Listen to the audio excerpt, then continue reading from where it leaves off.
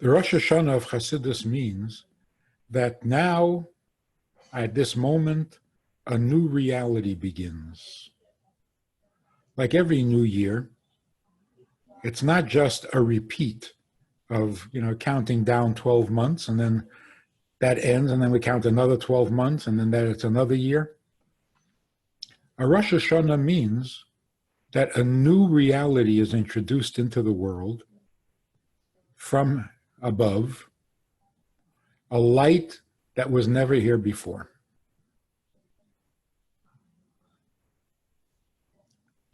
So each year has a theme, each year has a challenge. What is the new light of this year? And that's why we make New Year resolutions.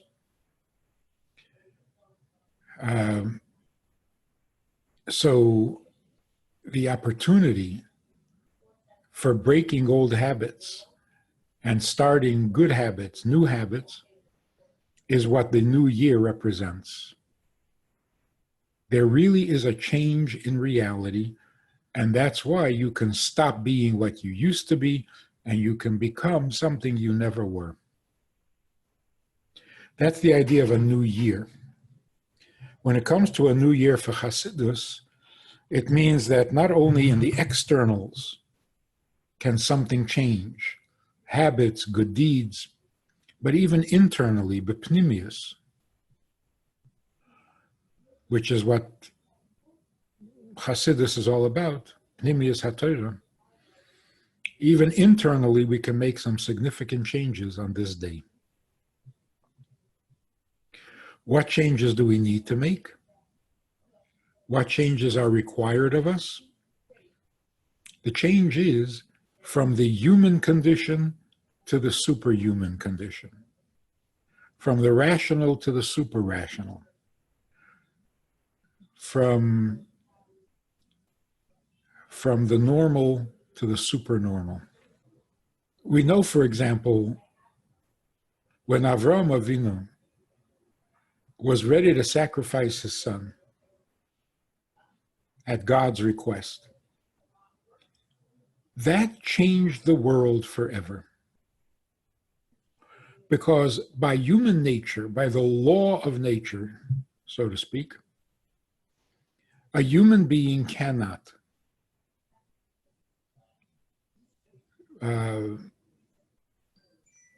overcome his love for his only child, who is going to continue in his path, who is going to be the only one who will continue your legacy. It is not within the realm of human possibility to sacrifice and give up a child. When Avraham did, he introduced something new into the human economy. He invented, he created a new reality. In this new reality, all of his children, all of his descendants, for all generations to come, will be capable of putting the ideals beyond or above their child's presence. For example, back in Russia, when people sent their children off to the underground yeshivas, there was a distinct possibility that they would never see their child again. Actually, that was a possibility even if you didn't send your child to yeshiva. You could disappear, the child could disappear.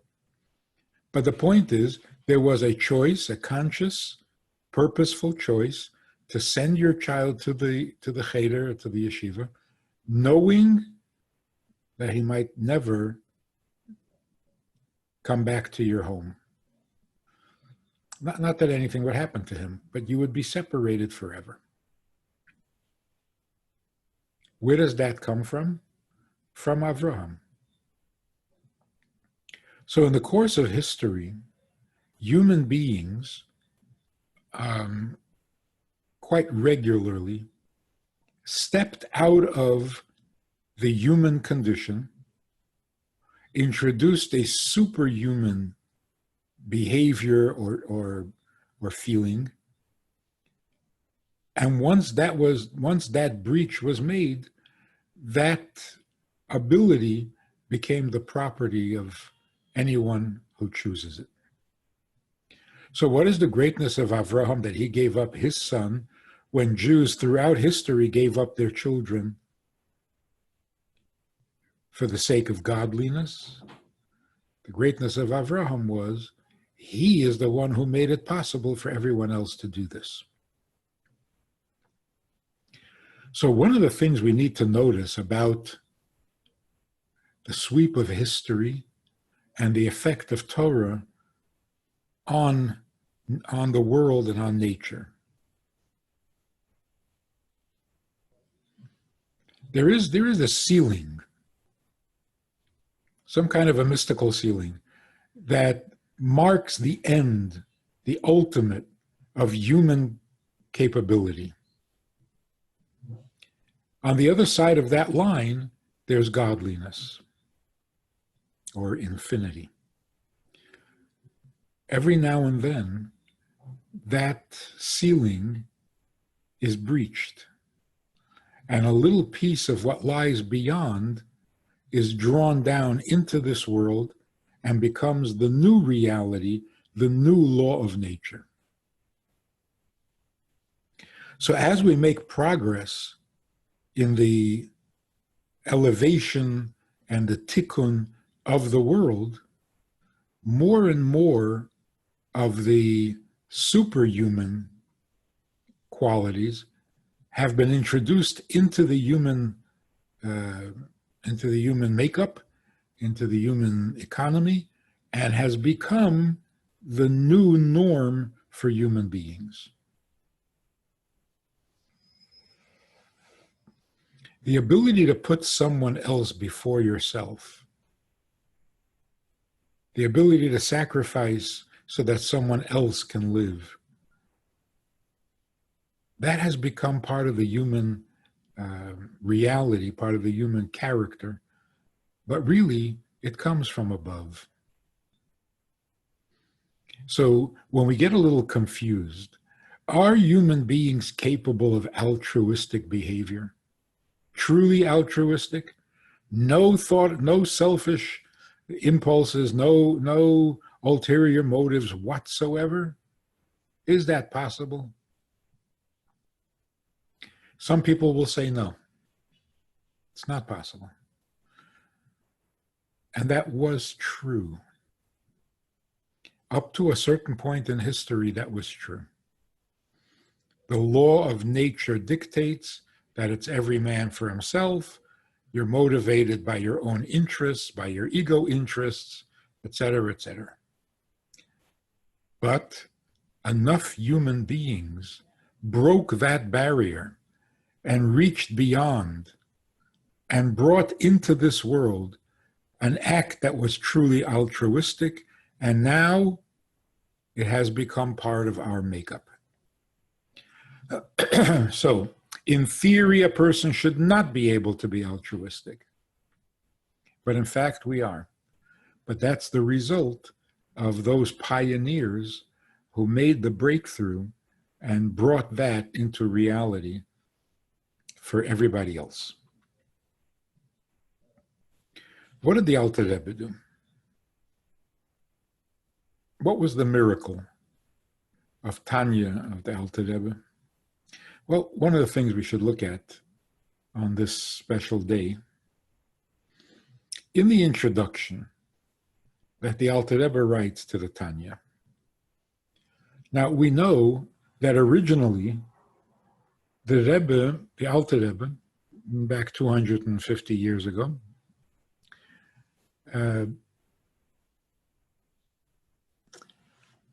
published pamphlets on various subjects that people would come to the Rebbe for advice about.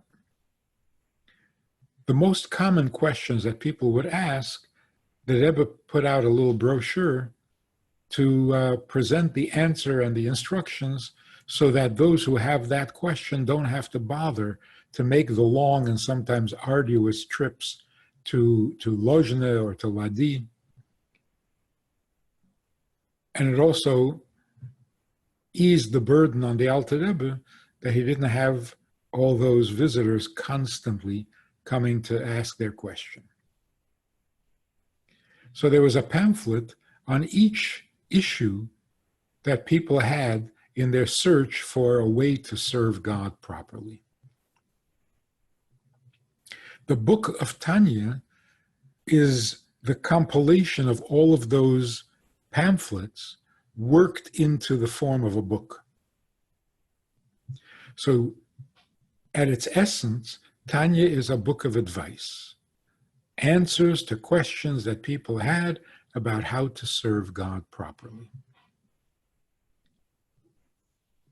So the introduction to the published book of Tanya, the Rebbe writes that people are going to ask or complain, can a written work substitute for a face-to-face visit? When Chassidim would come to the Rebbe for a private audience, it was eye to eye, heart to heart, soul to soul. It had a very powerful effect. The amazing empathy that a Rebbe has for a Chassid, that he could see clearly, the Rebbe could see clearly what the issue was, the nature of the Chassid, the potential of the Chassid, and where he should put his efforts and what he should not try to do that is frustrating him. The Rebbe knew you better than you knew yourself. But that's from a visit. The question that people were asking is, can a book do justice? Can a book be a substitute for a face-to-face visit, a heart-to-heart talk? And the Rebbe said it's a good question, because human books written with human intelligence certainly cannot answer your question in an intimate, meaningful way, because every writer has his own biases and his own shortcomings, and it's going to be reflected in his writings.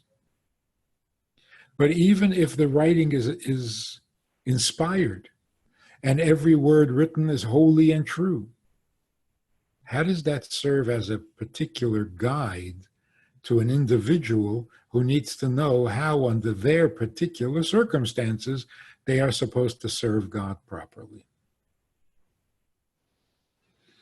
And sometimes, even if the information is there in the book, the reader doesn't see it. And of course, the writer doesn't know whether the reader understood, got it, was affected by it, was inspired by it, or it missed the mark. So the Rebbe says, these are good questions. But I am addressing in this book people who know me well, who have come to see me, who have exchanged or revealed their personal and individual issues for which they needed advice, and to them I am addressing this book. Therefore, it can substitute for a visit because we already know each other well. And of course, Hasidim ask, that's a good answer for the Chassidim of the Alter Rebbe, who did indeed visit him, or had visited him in his home, in his office. But what about everybody else who studies Tanya to this very day? How is it that Tanya can inspire people today who never even heard of the Alter Rebbe? So when the Rebbe writes in the introduction, I am addressing this to those who I know intimately, Does that include us today when we study Tanya? It seems like it does. Because it's amazing how a book that is 200 years old, written in a different country, in a different culture, in a different milieu, and yet people today easily find it relevant. It speaks to them. Isn't that an amazing phenomenon? So yes, the Rebbe is saying, I know you well. I'm talking to you like an intimate friend. And that is nothing short of miraculous. Not only is there a difference in culture, in time, in country, in language. Alter Rebbe lived in Russia. He was a tzaddik. He lived under the Tsar. He spoke Hebrew and Yiddish. And here we have a Tanya written, translated into English or into French or into Russian. And people are inspired by it in an immediate, up-close, personal kind of a way. Aside from that, how did the Alter Rebbe, who was a total tzaddik, a pure, godly individual, how was he able to put himself into the shoes, so to speak, of a non-tzaddik, even a sinner? How was he able to so empathetically understand the struggles that a non-tzaddik suffers from?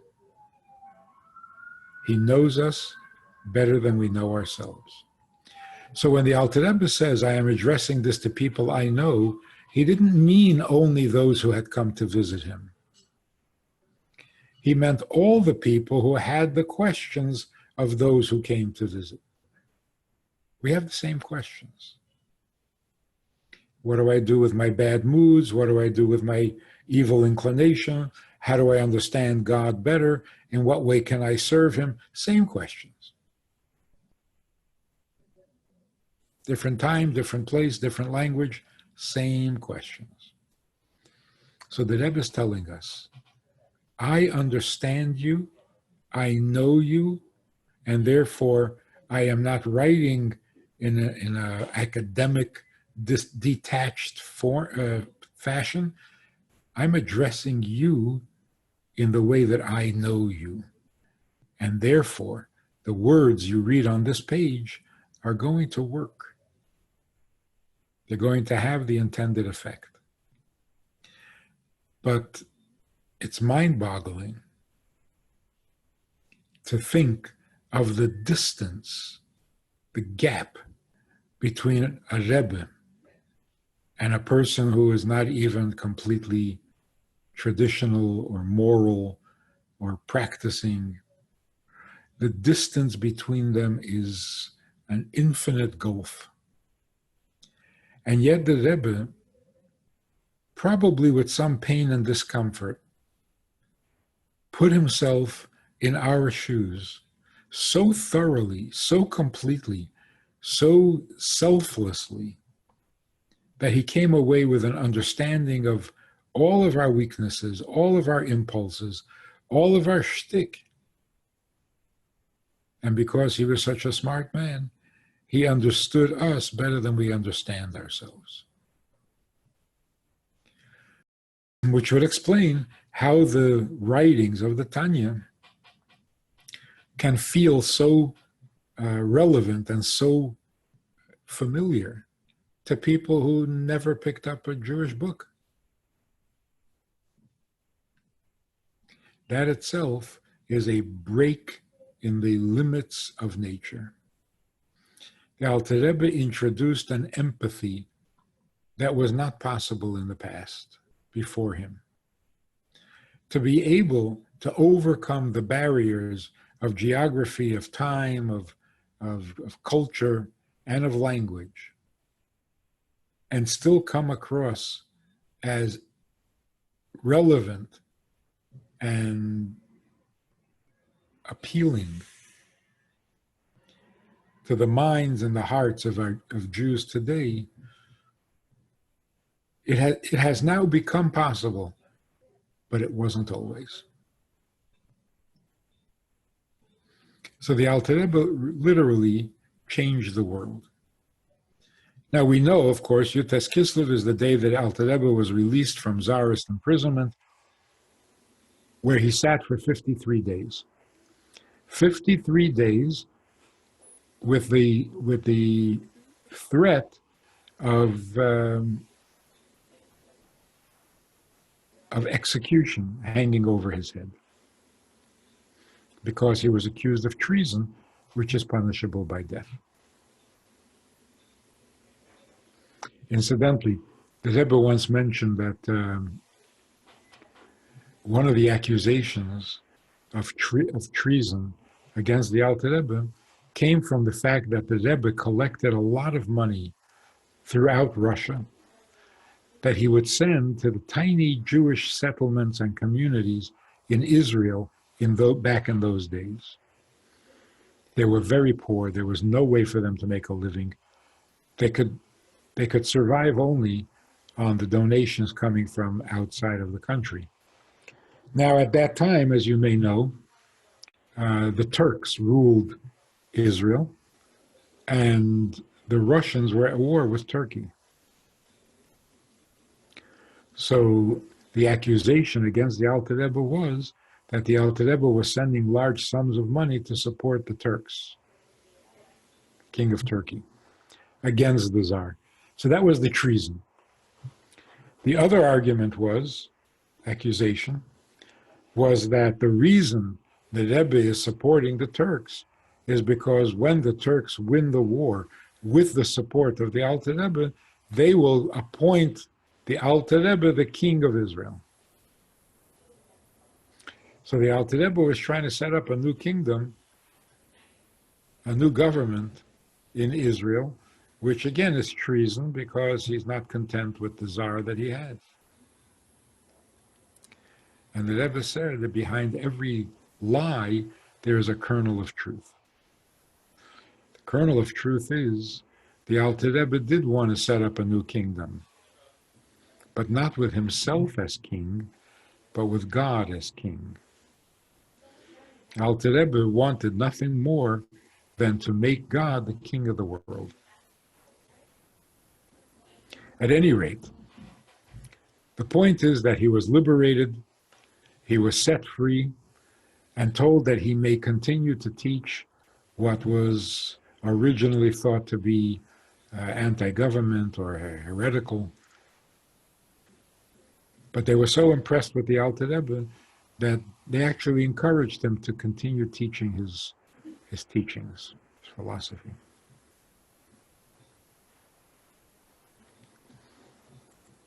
So one of the resolutions that we should make is that whenever we have a chance, whenever we have the time, we can go online and learn the daily Tanya.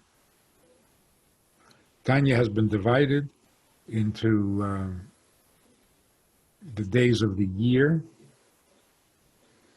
so that there is a daily portion for every day of the year. And online, you'll find classes on the subject. They're interesting, they're captivating, and of course, it's Tanya.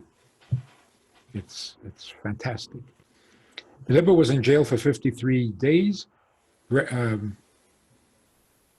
reflecting the 53 chapters of Tanya, which means that the Rebbe was in jail one day for each chapter. What that means is that every chapter of Tanya was so radical, it was so revolutionary in the world of Torah. These were parts of Torah that had never been revealed before. These were ideas in Torah that had been kept secret for all these years. And now the Rebbe was revealing them. And not by hinting at them, but by explaining them thoroughly until the average human being can actually grasp it. So he was telling secrets out of school, whatever the expression is. And so he was accused of tampering with the laws of Torah. There's the revealed part of Torah, but there's the secret part of Torah, the hidden part of Torah. And he was revealing that which was hidden. But after 53 days, the courts in heaven determined that the Rebbe has a right to do this, it's justified, and then it devolved until the court here on earth, the Tsarist court, found the Rebbe innocent and encouraged him to continue teaching. As you go through the Tanya, paragraph by paragraph,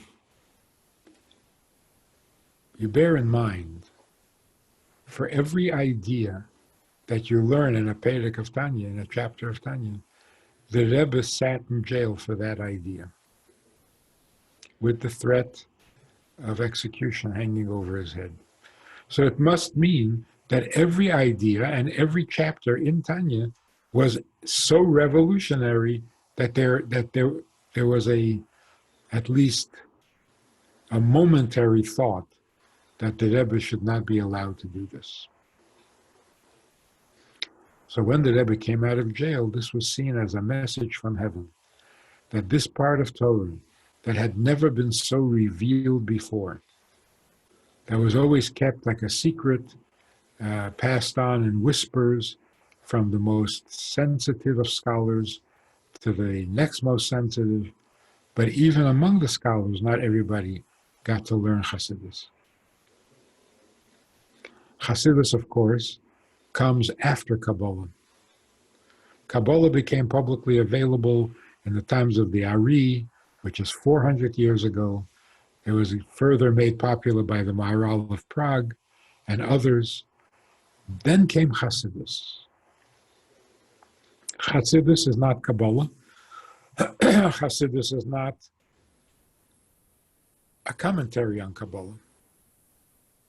Chassidus is a part of Torah that had remained hidden until our times, until our generation, and then it was revealed for all.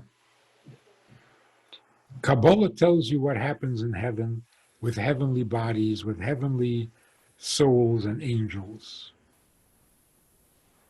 And it describes beautifully the holiness of heaven. Chassidus, particularly Chabad Chassidus, reveals the holiness that is inherent in the physical condition, in the finite, in the limited, and in the ugly. And that's why it is the preparation for Mashiach. Because if we can find the holiness and the godliness in everything, including a sin, then we have certainly helped to transform the unholy into holiness, the bitter into sweet, the dark into light. Because if you can understand, if you can explain a godly concept, a godly idea, to your own human mind, that's bringing God down to earth. True, it's not the earthiest part of earth. In fact, it's the most heavenly part of earth, human intelligence, the human brain. And yet, it was not time. It was not time to reveal everything. So the next generation, the next Rebbe, revealed another part. And so on. Each Rebbe revealed a part of Torah that wasn't there before.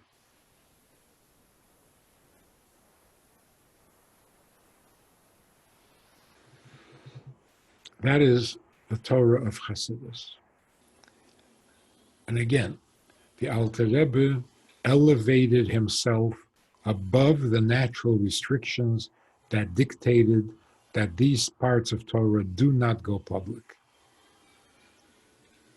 The Rebbe made it possible by making it possible for a human being to be truly altruistic. In later generations, in the times of the previous Rebbe, now under communist rule in Russia, created another reality that had not been there before. And that is the ability to treat every mitzvah as if it were the one and only mitzvah that my entire Jewishness hinges on. No Jew would violate a sin, would commit a sin, if he knew that that sin would stop him from being a Jew forever. But it's always been assumed that there are only a few mitzvahs that can stop you from being a Jew forever. Only one sin can strip you of your Jewish identity, and that's idolatry. That was the assumption. Idolatry is the ultimate sin. It is the ultimate violation because it's like having an affair when you're a married person.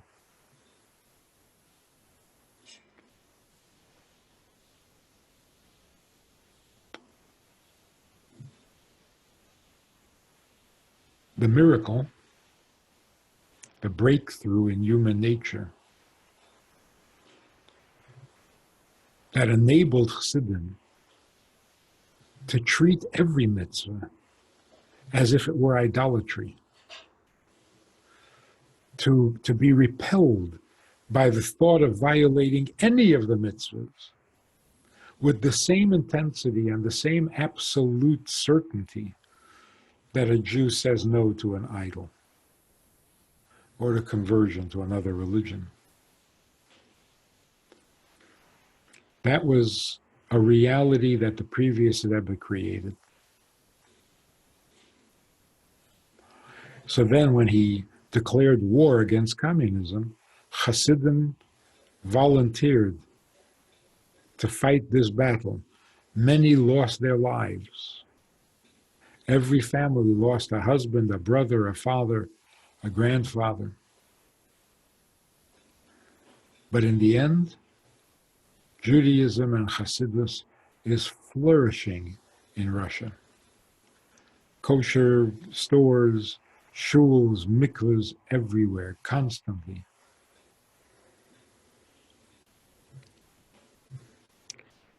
What did the Rebbe introduce? The Rebbe introduced another miracle. God wants to be present in this world. He created the world so that it would become his main dwelling place, more than heaven. Heaven does not satisfy God. But if we create him a home here in this lowest world, that will satisfy God. The ability to relate to that, to put God back into the center of the universe, because until now, we have been the center. When I have a problem, who do I complain to? When I have a problem, who do I depend on? When I have good news, who do I thank? God was always there in a service role. He'll take care of me, he'll protect me, he'll bless me, he'll teach me, he'll guide me, he'll punish me when I need to be punished, and he'll reward me when I deserve reward. He will do everything for me. And all I have to do is check in, make a bracha, keep a few commandments, and I will get the inspiration that I'm trying to give to others.